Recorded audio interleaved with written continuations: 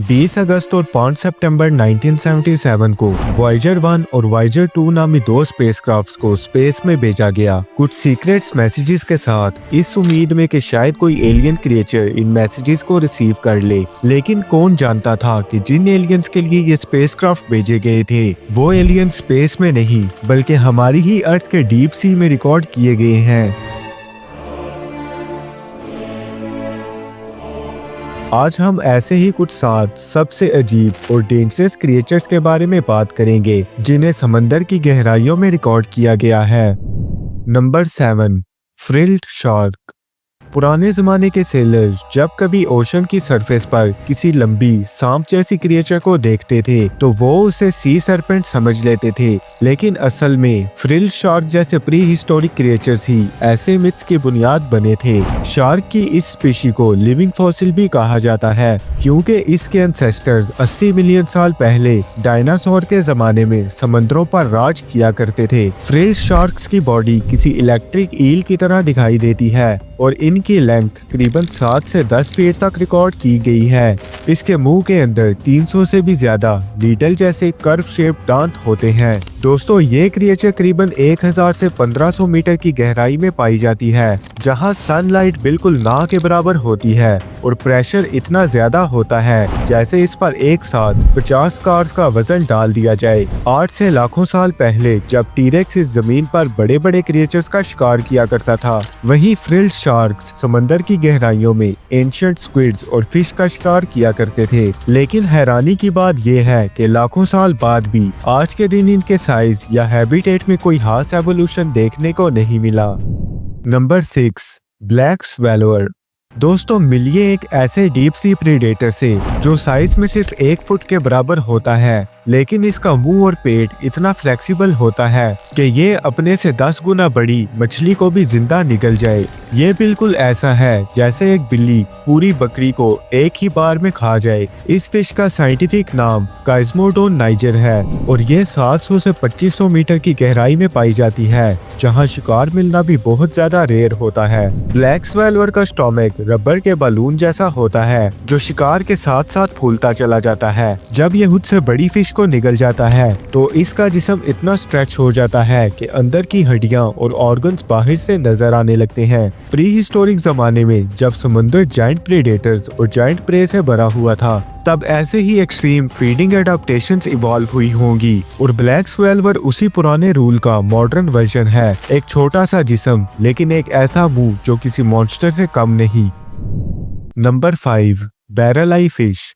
दोस्तों, ये क्रिएचर कोई साइंस फिक्शन मूवी का एलियन नहीं बल्कि डीप सी की एक रियल क्रिएचर है जिसे बैरल आई फिश कहते हैं। इसका साइंटिफिक नाम मैक्रोपीना माइक्रोस्टोमा है और ये लगभग 600 से 800 मीटर की गहराई में रहती है, जहां रोशनी इतनी कम होती है कि इंसानी आंख कुछ भी क्लियरली नहीं देख सकती। इस फिश का साइज ज्यादा बड़ा नहीं होता, तकरीबन एक रूलर के बराबर यानी 15 से 20 सेंटीमीटर। इसका सार एक ट्रांसपेरेंट बबल की तरह होता है और उस बबल के अंदर 2 बड़ी ग्रीन कलर की ट्यूब जैसी आंखें होती हैं। ये आंखें ऊपर की तरफ घूमती रहती हैं जैसे कोई पेरिस्कोप या नाइट विजन कैमरा हो। ये फिश ज्यादातर जेली फिश और साइफोनोफोर्स जैसे ग्लोइंग क्रिएचर्स को नीचे से देखकर उनका शिकार कर लेती है। इसकी आंखें इसे ऊपर की तरफ देखकर अपने शिकार को लोकेट करने में मदद देती हैं। पुराने जमाने के लोग अगर इस क्रिएचर को देख लेते तो वो जरूर इसको समंदर में रहने वाला कोई मिनी एलियन समझ लेते। Number 4, Dumbo octopus. अब चलते हैं समंदर की 3000 से 700 मीटर की गहराई में, जहां प्रेशर इतना ज्यादा होता है जैसे एक इंसान के ऊपर एक साथ 1000 से ज्यादा हाथी खड़े कर दिए जाएं। यहाँ मिलता है डम्बो नामी ये ऑक्टोपस। इसका नाम डिज्नी के डम्बो एलिफेंट से लिया गया है। डम्बो ऑक्टोपस का साइज आम ऑक्टोपस से छोटा होता है, तकरीबन एक फुटबॉल के बराबर, लेकिन जिस गहराई में ये रहता है वहाँ प्रेशर इतना होता है कि स्टील के पाइप्स भी क्रश हो जाते हैं। लेकिन डम्बो ऑक्टोपस की बॉडी जेली की तरह सॉफ्ट होती है। इसके पास कोई हार्ड शेल या हैवी बोन्स नहीं होती, इसीलिए प्रेशर इसे तोड़ने की बजाय सिर्फ कंप्रेस करता है और ये आराम से सरवाइव कर लेता है। ये अपने फिन्स को हिलाता हुआ पानी में ऐसे तैरता है जैसे पानी में कोई गोश्त उड़ रहा हो। Number 3, angler fish. ये है समंदर का मिडनाइट जोन, जहां एंगलर फिश नामी ये मछली पाई जाती है। फीमेल एंगलर फिश का साइज करीबन 8 इंच से लेकर 3 फीट तक हो सकता है, वहीं मेल्स का साइज सिर्फ 1 इंच तक ही होता है। ये साइज डिफरेंस बिल्कुल ऐसा है जैसे एक बिल्ली और हाथी का होता है।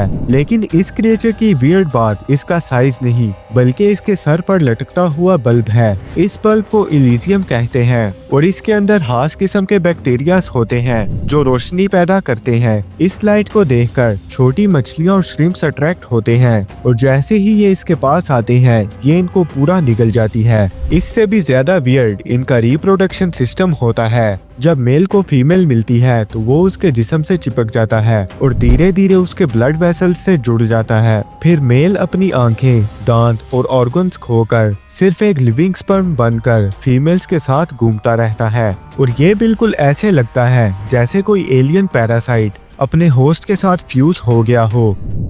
Number 2, deep sea dragon fish. दोस्तों इसका साइज करीबन 12 से 16 इंच होता है। इसके दांत ग्लास जैसे ट्रांसपेरेंट होते हैं और इसका पतला और लंबा जिस्म होता है। दोस्तों डीप सी में ज्यादातर क्रिएचर्स ब्लू या ग्रीन लाइट ही देख सकते हैं, लेकिन रेड लाइट उन्हें बिल्कुल दिखाई नहीं देती और ड्रैगन फिश ने इसी बात का फायदा उठाते हुए अपने अंदर एक रेयर एबिलिटी को अडॉप्ट कर लिया है। ये अपनी बॉडी के नीचे से रेड बायोलुमिनेसेंट लाइट निकालती है जो सिर्फ इसकी अपनी आंखें ही देख सकती हैं। मतलब कि ये अपना प्राइवेट टॉर्च यूज करती है डीप सी के अंधेरे में शिकार करने के लिए और ये एबिलिटी बिल्कुल एक सीक्रेट वेपन है जो एवोल्यूशन ने इसे दिया है। Number 1, big fin squid. मिलिए डीप सी के सबसे मिस्टीरियस और सबसे कम देखे गए मॉन्स्टर से।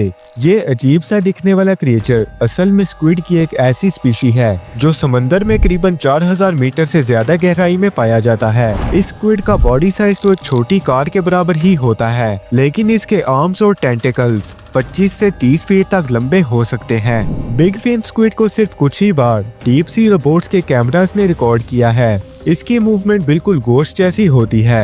ये अपने लंबे आर्म्स को नीचे की तरफ लटकाकर बिल्कुल स्टिल साइलेंट रहता है। प्री हिस्टोरिक जमाने में जब समंदर में जायंट रेप्टाइल्स और मोसासॉरस राज कर रहे थे, तब उनके साथ ही जायंट सेफेलोपॉड्स भी मौजूद थे। फॉसिल रिकॉर्ड्स बताते हैं कि उस वक्त स्क्विड्स और ऑक्टोपस के एंसेस्टर्स इतने बड़े हो सकते थे कि ये आसानी से छोटी बोट्स को भी पानी में खींच लेते। नॉर्थ यूरोपियन मैथोलॉजी का क्रैकन जो पूरी शिप्स को अपने टेंटेकल्स के जरिए समंदर के नीचे खींच लेता है, ये असल में शायद इसी तरह के किसी जायंट स्क्विड की कहानियों से इंस्पायर हुआ था।